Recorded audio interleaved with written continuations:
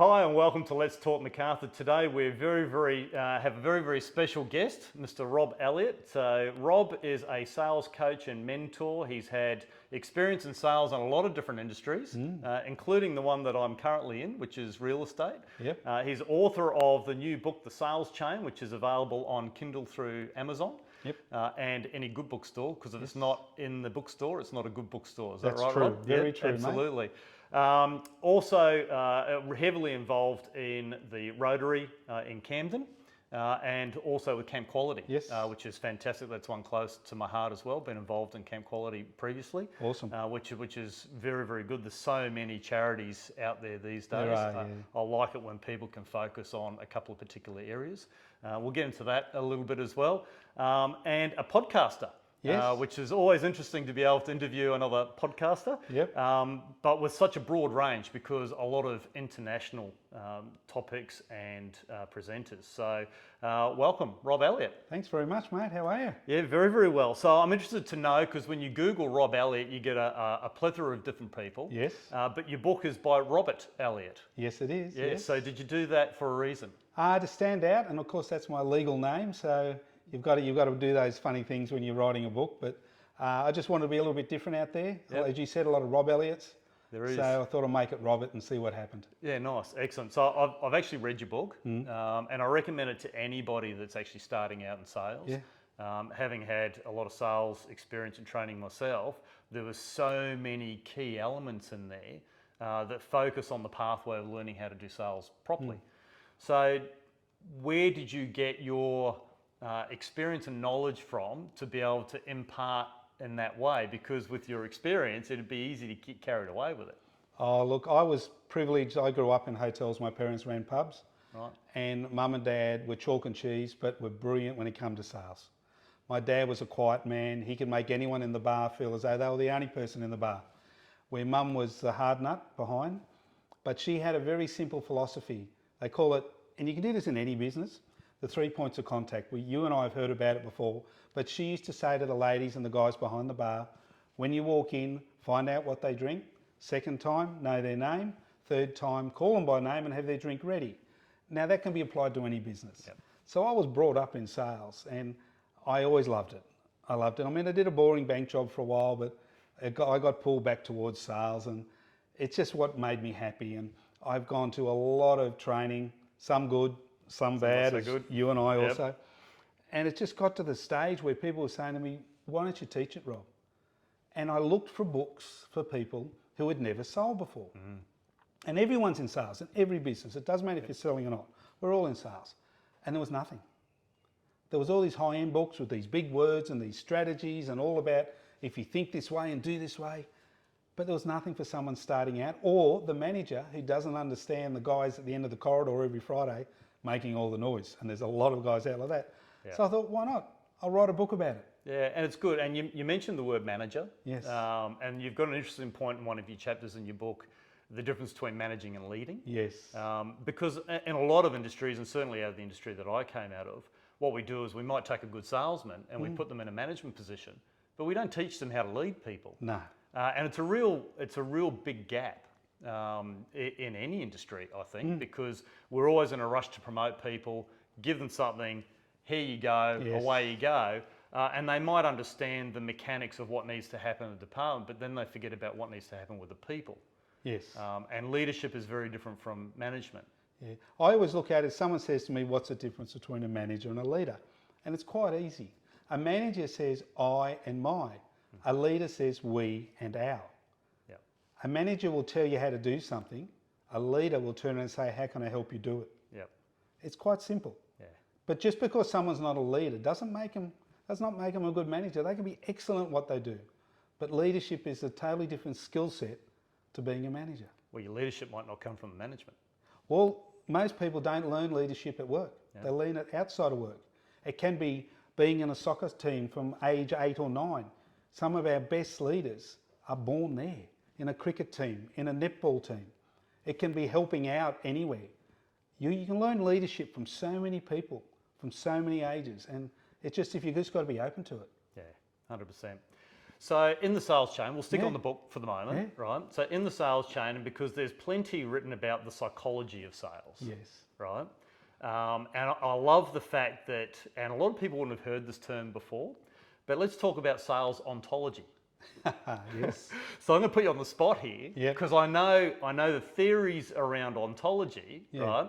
So in the simplest terms you can, explain the science behind sales and what the term ontology means. Look, sales themselves, everyone's in sales. So when you are growing up and you want a cookie or a biscuit and you go around the room, well, who can I get it from? And if you go and see this person, you know you're going to be, no, go, wait till dinner. Everyone knows that auntie or uncle, that if they go up and give them a cheeky smile or a wink or a hug like my granddaughter does, they know they're going to get what they want. That is sales. That is showing empathy, and that is learning as you go. Ontology, people can put their own terminology onto it. To me, ontology just means being yourself, having empathy and reacting to people around you. That is my, so in sales you must have empathy, but you've also got to react to how someone talks. What is their push points? I mean, you know that, you're in real estate. You come across many people with different personalities. So you can't talk the same way to someone who is direct, like we call them engineers, the old engineers where they're process driven and all that. And then you can have someone over here who's totally relaxed and chilled. If you don't match how they talk and how they work, you won't get the sale. But at the same time, you've got to be truthful and you've got to be who you are. I mean, the first rule of sales is be you. Don't be anyone else. 100% agree with that. And matching is very, very important. Throughout all of my training, I've always talked about relationship selling. And it's the relationship between the person, the product, and yourself, and what you can do as a supplier. And the level of service, and you got to remember, you choose the level of service that you provide people. And all of that is part of the whole sales path. And I think where a lot of people fall down is that they start the sales process, they might do a bit of qualification, right? Then they forget about follow-up. They forget about understanding wants and needs and the difference between those, and then how to provide a solution. Look, they get halfway through the sale, and they start looking for the next one. And they forget about the quote or the person that came in the shop last week because, oh no, that one looks, that's bright and shiny, I'm going to go over there. And they leave what we call money on the table. And I can tell you now, I've seen a lot of local businesses in the Macarthur district guilty of it because they keep looking over here, they forget to close this sale. And any community is closed. And I mean this by they all talk. If you don't look up, it doesn't matter if you get the sale or not. If a person walks into your business or phones up or emails and they have a fantastic experience, even if they don't buy, they'll tell somebody or put it on a local Facebook group, you know what, I didn't buy from them, but they looked after me, and if I was going to, I would have. And quite quickly, the opposite can happen. And actually happens quite worse.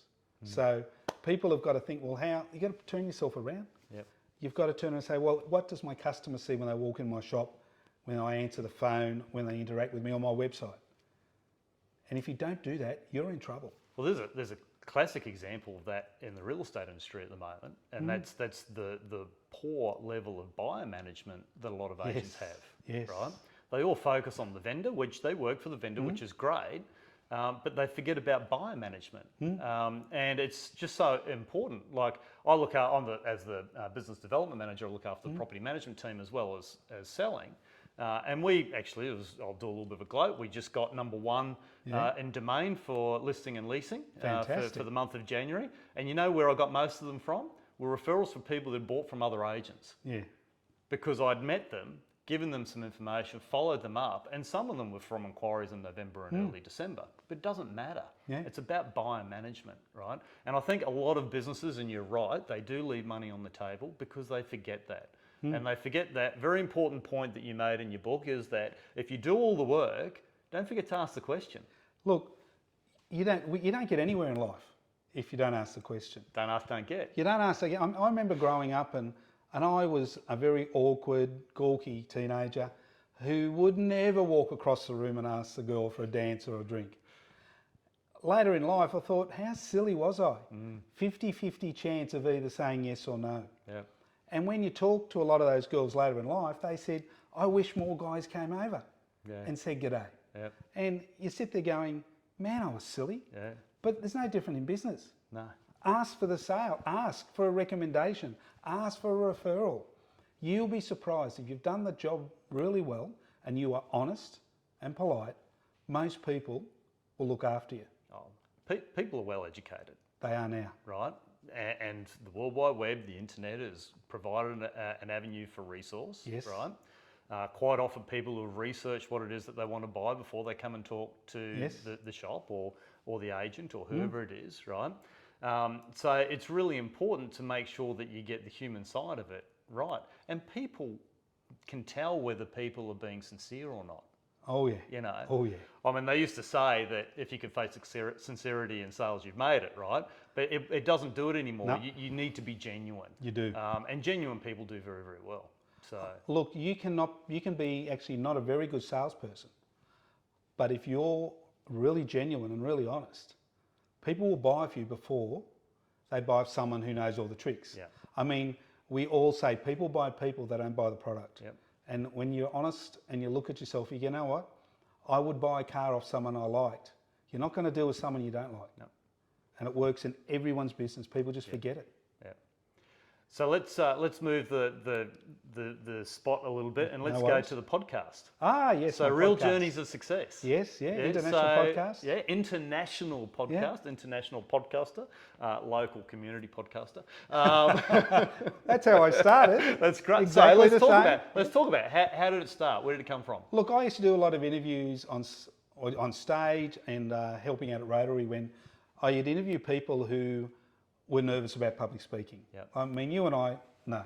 I've trained people in public speaking. It doesn't worry me one bit. But other people used to get them. So we used to say, look, what about if I interview you? And they would relax. And I loved it. I always did my research and looked at it. And of course, then COVID hit. So we weren't doing any of that, were we? No.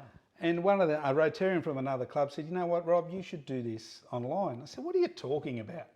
He said, do it as a podcast. I said, what's a podcast? You know, I'd heard and listened, Yeah. And I went, you know what, I'll do it.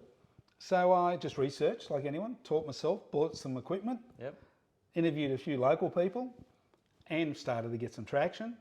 Started to interview, call in a whole heap of favours of people I knew who were very successful in life and some very well known, some not so well known. And it started to get more traction. And then I started to get inquiries from agents overseas Wow. who said they liked the style of an Australian interviewer and they liked the style I was doing. And then all of a sudden now I've interviewed people regularly from Europe, America, India, England. You know, they're all successful people. They're all ordinary people who have just made a success in life. And they just tell their story. And we just have a chat. Yeah, it's great, and I've watched quite a few of them, right? And they are nice and relaxed. And actually, when I started off doing this, and because having left my previous role, which was very, very time intensive, plus the travel and that sort of stuff, and when I came across and bought into R&W, I thought, well, I love to give back to the community a little bit. So I do stuff with Mater Day, is my major charity. I sit on the board of directors for Mater Day, which I absolutely love. They've made massive changes to our family. So did that. I thought, well, what else can I do? And I've got a lot of connections within local businesses and some other local charities. So I thought, well, let's start a community podcast, just giving them a chance to have their voice in the community. And that's just pretty much where we started from. In COVID, it was very difficult because then all of a sudden I had the constraints of not being able to do this. And I'm one of those, I feed off people. You know, I'm a very social type of person and I love to be able to do this. And learning to do that with a screen in front of you was a bit different. Oh yeah, it is very different. So I watch yours doing the international ones and I watch the way you do it and break it down, and it's very clever because you do relax them right from the start. And I think that's the key with anything in life, isn't it, when you're interacting with other people? Look, I've interviewed people on stage and I can see the sweat coming off them because they are terrified. And it's just a state of mind, it's nothing more. And you have to, as an interviewer, be able to relax somebody. Because once they relax, you get the real story. And if you look at some of my early interviews on the podcast, especially on the YouTube, because you can see it, you can see people that are very tense at the start and then they relax and then their real story comes out. Yep. And that's what people love to hear. They don't like to hear made up, pre-rehearsed lines. I don't give them any questions. They do not know what I'm going to ask, even though I've done my research. And I'll take them to places that can make them a little bit uncomfortable at times. Yep. But you can see them relax. And if you can get someone to relax in sales, in business, or on a podcast, you get the truth. You get the real story. It's a bit like dating, really, isn't it? It is. Yeah. Oh no, that's very true. Yeah. Breakdown after the first date, everyone looks prim and proper and they're clean and they smell nice and all that. Yeah. By the third date, they're themselves. Yeah. So You get a glimpse into the future then. And and I think just about everyone that's done a contribution in the book has all been on my podcast. Yeah. And I that's did how I got notice them. that. Yeah. Yeah. And there's some great quotes in the book, and I'm not going to tell people what those quotes are because they need to download the book. Honestly, if you've got a Kindle and do it through Amazon, that's the best way to do it. You can get a paper version through it. You can get a paper version as well. And the Audible will be out next month. Oh, will it? Okay, excellent. Yeah, I know a lot of people use that. Yeah, they do. now Yeah, as well. I've just got to finish recording it. Oh, do you? You better hurry up. Yep. So people will be looking for that now. Yeah, right? they will be now. Yeah, and there are some great quotes in there, which I love, and I think quotes, and sometimes people call them cliches. Cliches Some can are things that are often quoted but often true. True. Which is why they get quoted quite a lot. Yeah. There's an interesting one which falls into what you were talking about that we always had on the wall at work, and that is there are three types of people. Those who make it happen, those who watch it happen, and those who wonder what happened. It happened. Yes, yes. So there's an important part to taking the theory of what you learn and putting into action. Look, if you look, especially for the people in Macarthur, if you look at the businesses that have been here a long time and are successful, most of them make it happen. They don't necessarily tell people that they do. They also support their community. Yep. They're also, as a rule, pretty nice people. And they give good value to the community and good value to their business and their employees. And most of them don't have a high turnover of staff. And if you look at success, the best thing you can do is copy success. Yeah, 100%. It's actually really interesting. I was at this was at a Lexus conference training thing, and they wanted to know what you loved about shopping. Well, I don't like anything about shopping. All my suits and stuff I get from a man in a van. I love shopping at Dan Murphy's. Yeah. Well, Bunnings, right? Best shop in the world. But they asked us to give an example, right? And I only have one example come to mind. As I said to you before, I used to live in Mount Annan, right?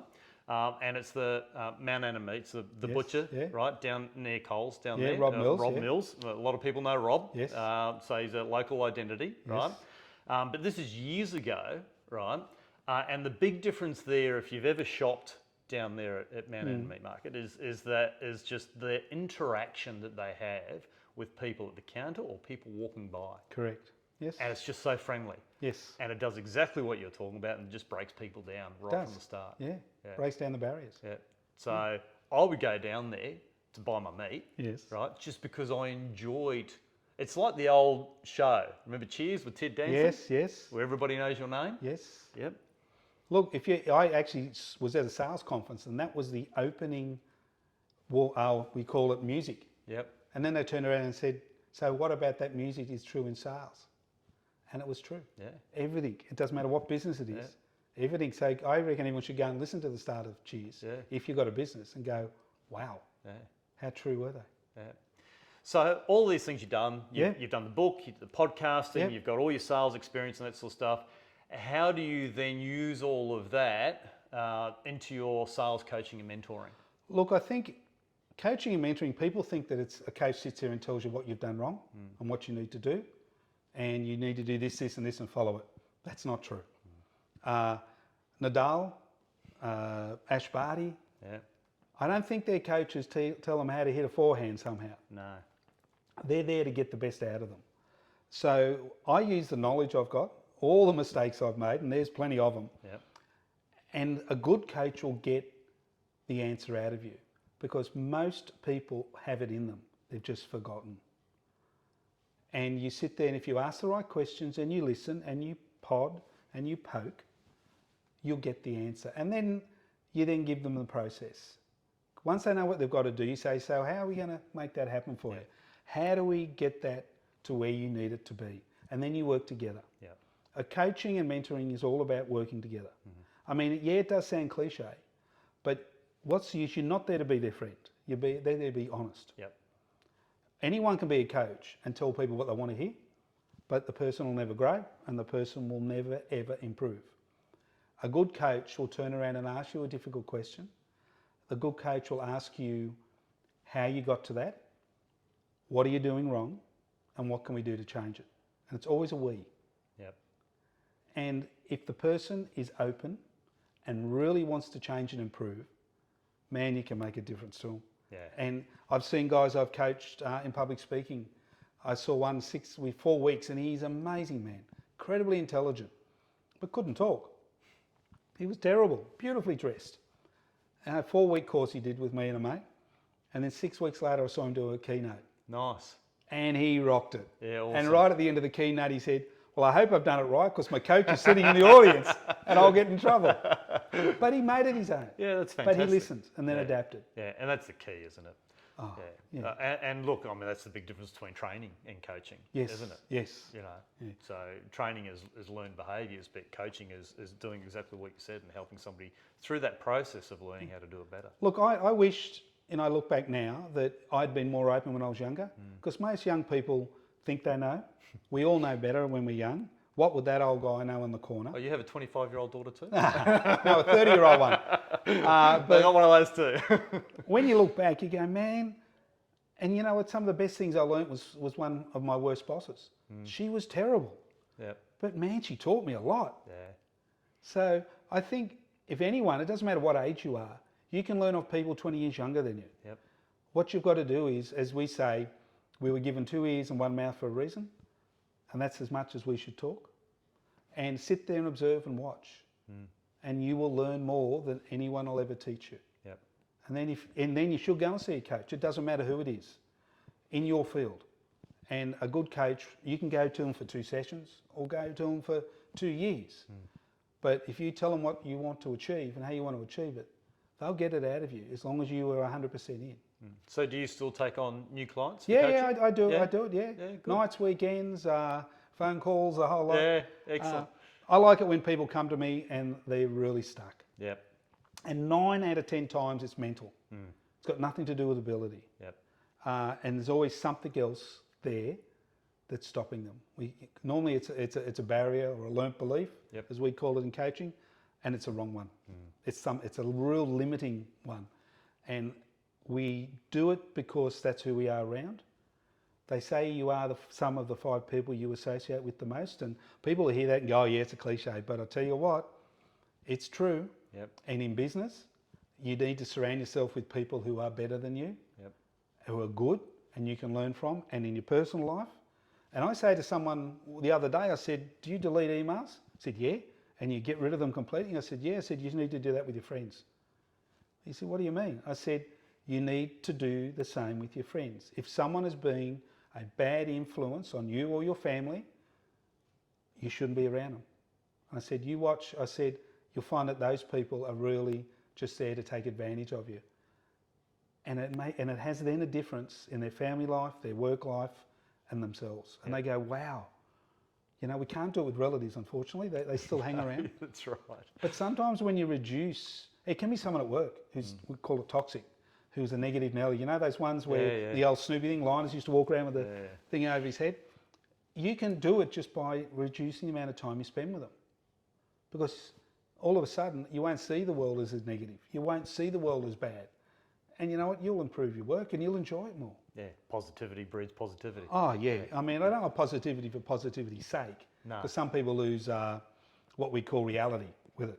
But if you're around a person who has a different outlook on life, man, it makes a difference. It really does. Does. So, podcast, book, and sales coaching. How do people find you and how do they connect with you? Oh, it's pretty easy. robelliott.com.au. You can pick us up on the saleschain.com. The Podcast, of course, The Real Journeys of Success. It's on YouTube, it's on Spotify, iTunes and all of that. You'll quite often see me on the barbecue at Bunnings with Camden Rotary, taking people's money and giving them good sausages on a roll, which is another thing I do that I love. And look, I'm around town. I don't mind people, they see me down at Narellan Town Centre at Camden, go and get them a pie or whatever. Come up, say good day. You know, nice. I've been out here a long time, so excellent. I love talking to people. Yeah, good. As do I, which is why we've always been in the business that we've been in. Yes, right? that's true. So I'm going to finish this off with 9 quick questions. You didn't tell me about these. I didn't tell you about anything. How much prep did I give you? None. So I stole these off James Lipton, who used to do Inside the Actor Studio. Yes. But that's okay because he stole them off Bernard Pivot, who was a French journalist and interviewer. You didn't steal any of mine? No, I didn't steal any of yours. I might have used some of them in some other interviews. That's okay. If you've seen any of my other interviews, you probably would have picked up on a couple I of have those. done my research. Yeah, good. Excellent. Oh, well, at least I've had a viewer. Okay, what's your favourite word? Yes. I like that one. What's your least favourite word? No. That was obvious answer, Rob. What turns you on? People being true to themselves. Yeah, I like that. And a big smile. Yeah, I like that. What turns you off? People lying and people being cranky. Yeah, people being cranky. That's a good one. Yeah. Yeah, because you feed off that, don't you? Look, we live in a beautiful country, and if you look at what's going on around the world with COVID and everything else, we are so blessed to be here. Oh, absolutely. It is nowhere near as bad as the press want to make it out. Nah. What sound or noise do you love? A magpie in the morning. A magpie in the morning. My 25-year-old daughter has a fear of magpies because she's been swooped before. So have I, yeah. What sound or noise do you hate? A horn. A horn? Raises the blood pressure, does it? Normally someone hits the horn, it means because they're angry or they're agitated, so, you know. Yeah, unless it's just a courtesy tap. Yeah, but yeah. There's a Russell Crowe movie. Yes, I've seen it. You've seen it? Yeah. Yeah. I won't ask the other one. What profession other than your own would you like to attempt? What profession? I would, shivers. I'd love That to you haven't already. That I haven't already? Yeah. Okay, that's a different one. I would probably like to be a rugby league coach. Still in the coaching field. Yeah, but it's a Still totally people. different skill set. It is. What profession would you not like to attempt? What would I not? A surgeon. Accountability and responsibility. Yeah, and then but I couldn't have a drink on a Friday night. I had to go to work on a Saturday. You'd be on call. If heaven exists, what would you like to hear God say when you reach the pearly gates? G'day. G'day. Nice and simple. Rob Elliott, thank you very much for joining us on Let's Talk Macarthur. I thank you very much for your time. Mate, it's awesome, and all the best in selling heaps of real estate, mate. Yeah, thank you very much. No worries. Cheers.